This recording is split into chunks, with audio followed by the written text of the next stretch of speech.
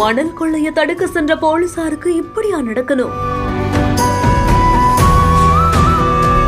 ராமநாதபுரம் மாவட்டம் முதுகுளத்தூர் பிரபுகளூர் பகுதியை சேர்ந்தவர் தான் 40 வயதாகக்கூடிய மகேஷ்குமார். இவர் தேவிப்பட்டினம் காவல் நிலையத்துல தலைமை காவலரா பணியாற்றி வருவதா சொல்லப்படுது. இந்த நிலையில தான் ராமநாதபுரம் மாவட்டம் கோப்பேரிமடம் பகுதியில மணல் கொள்ளையில ஈடுபடுவதா காவல் நிலையத்துக்கு வந்த ஒரு புகாரை எடுத்து சக போலீசாரோடு மகேஷ்குமார் போயிருந்திருக்காரு. அப்போ மணல் கொள்ளையில ஈடுபட்டு இருந்தவர்களை தடுத்து நிறுத்தி அங்கு நிறுத்தி வைக்கப்பட்டிருந்த 3 டிராக்டர்கள், ஜேசிபின்னு அனைத்து வாகனங்களையும் போலீசார் பறிமுதல் செய்து எடுத்து வந்திருக்காங்க. அப்போ ஒரு டிராக்டர் தலைமை காவலரான மகேஷ்குமார் ஓட்டி சென்றதா கூறப்படுது. அப்போ பெருவயல்னு சொல்லக்கூடிய ஒரு இடத்துல போயிட்டு இருக்கும் பொழுதுதான் ராமநாதபுரத்துல இருந்து வேளாங்கண்ணி நோக்கி போயிட்டு இருந்த ஒரு அரசு விரைவு பேருந்து டிராக்டருடைய பின்னால மோதி விபத்து ஏற்பட்டிருக்கு. இதுல டிராக்டரும் பேருந்தும் கவிழ்ந்து விபத்துக்குள்ளாகினதுல விபத்துடைய ஈடுபாடுகள்ல சிக்கி தலைமை காவலரான மகேஷ்குமார் பலத்த காயமடைந்து சம்பவ இடத்திலேயே பரிதாபமா உயிரிழந்திருக்கார். தகவல் அறிந்த சம்பவ இடத்துக்கு விரைந்து வந்த சக போலீசார் மகேஷ்குமாருடைய உடலை மீட்டு ராமநாதபுரம் அரசு மருத்துவக் கல்லூரி மருத்துவமனைக்கு அனுப்பி வைத்திருக்காங்க. மேலும் உயிரிழந்த காவலருடைய உடலை பார்த்து அவரது மனைவி மற்றும் சகோதரி கதறி அழுகக்கூடிய காட்சி அங்கிருந்த அனைவரையும் கண்கலங்க வச்சிருக்கு.